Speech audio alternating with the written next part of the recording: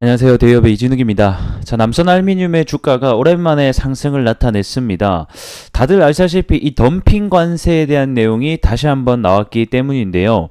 그래서 오늘 영상에서는 이 덤핑 관세 내용 정말 남선 알루미늄이 수혜를 볼 수 있을까 이런 부분들에 대해서 함께 얘기해 보도록 하겠고, 이 덤핑 관세 관련해서의 진짜 핵심은 저는 이것이라고 생각하는데요. 이것이 과연 무엇인지도 오늘 영상을 통해서 함께 알아보도록 하면서 이 차트를 통해서 우리가 중요하게 알아야 되는 부분들도 함께 좀 짚어보는 시간 가져보도록 하겠습니다. 자, 우선 상승의 이유 먼저 보게 되면 미국이 중국산 알루미늄 관련해서 최고 376%를 관세를 하겠다라고 밝혔습니다. 자, 해당 내용을 처음 보시는 분들은 좀 새로울 수 있겠는데 사실 이번 내용은 처음 나온 내용이 아니라 앞전부터 계속 나왔던 내용입니다.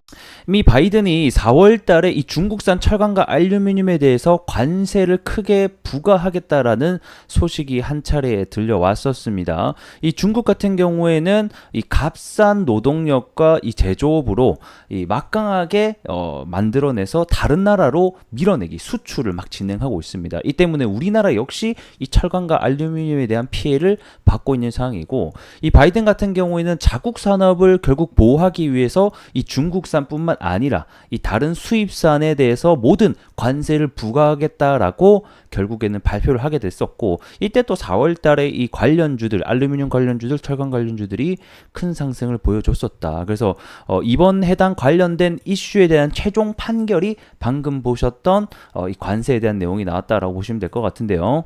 그래서 결국 해당 내용은 이 미국에서 한국, 북을 포함해서 14개 국가에 대해서 관세를 매기게 됐는데, 일단은 한국산 같은 경우는 한 대충 3% 정도 관세를 맞게 됐고, 뭐 나머지 멕시코는 최소 7% 이상에서 뭐 80%, 뭐 콜롬비아는 뭐 7%에서 39%, 그리고 중국산 같은 경우에는 아까 보신 대로 뭐 4%부터 시작을 해서 최대 376%까지 관세를 맞게 됐다라는 최종 판결이 나왔다 라고 보시면 될 것 같습니다.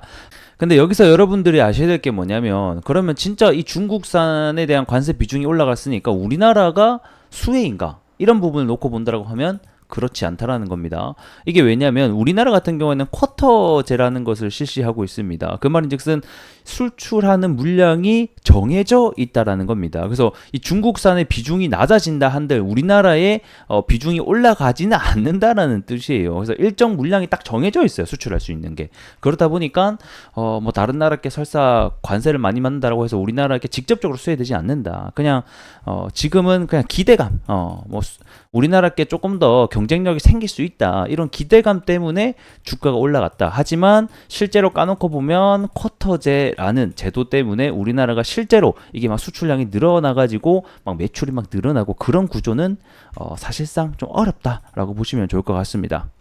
그래서 주가를 보게 되면 해당 소식이 들려오면서 올라가기는 했지만 사실상 저러한 재료가 과연 지속성을 보여줄 수 있느냐, 또는 이 회사의 펀더멘털을 올릴 수 있느냐, 이런 부분을 놓고 본다라고 하면 그렇지 않다라는 거죠. 그냥 뭐다? 단기적인 이슈다. 그냥 단기적으로 트레이딩해서 말 정도다라고 보시면 좋을 것 같습니다. 그렇기 때문에 결국 주가는 어제 오늘 조금 유지를 하지 못한 채 계속해서 빠지는 모습을, 그러니까 단기적인 이슈에 올라가긴 했지만 주가가 유지를 못하는 거예요. 그런 이유가 뭐다? 방금 제로 쿼터제라는 제도 때문에 실질적인 수혜주가 될 수 있을까? 이런 물음표가 생긴다. 시장은 이미 그것을 알고 그냥 이슈에 반응을 정도 했다. 그리고 다시 한 번 더 상승을 했지만 또 주가가 하락하는 모습을 보여주고 있다라는 겁니다.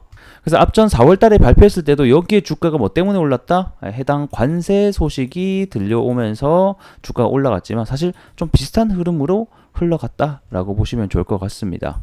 그래서 혹시나 이번 재료로 뭐 주가가 2배 갈 거야, 3배 갈 거야, 뭐 이렇게 생각을 하기보다는 그냥 단기적인 이슈였다, 이렇게 이벤트성으로 보시는 것이 어떨까 싶습니다. 이제 주가를 전체적으로 놓고 보면 사실 꽤나 많이 하락을 했습니다. 2018년도부터 2020년도까지 대선 테마로 묶이면서 주가가 올라갔지만, 원래 시장 가치가 요 정도 가격을 받았다라고 하면 여기는 뭐다? 그냥 이벤트성, 테마주에 엮여서 올라갔기 때문에 현재 하락은 다시 한 번 더 주가가 테마가 끝났기 때문에 회귀하는 구간에 여전히 놓여져 있다라고 보고 있습니다. 사실 여기서 주가가 언제 올라갈지, 무슨 재료로 엮일지는 사실 아무도 모릅니다. 하지만 현재 주가 위치가 사실 올라가기 전에 있었던 가격에 현재 거의 다 와 간다라는 점은 분명히 좀 긍정적인 신호로 해석이 될 것 같고요.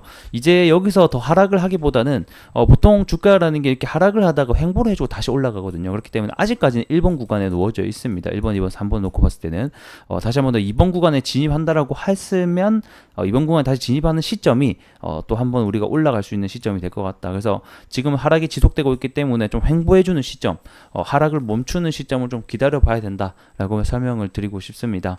자, 오늘 영상은 여기서 마무리 해볼 수 있도록 하겠고요. 저는 또 다음 시간에 더 나은 내용으로 인사드리도록 하겠습니다. 고맙습니다.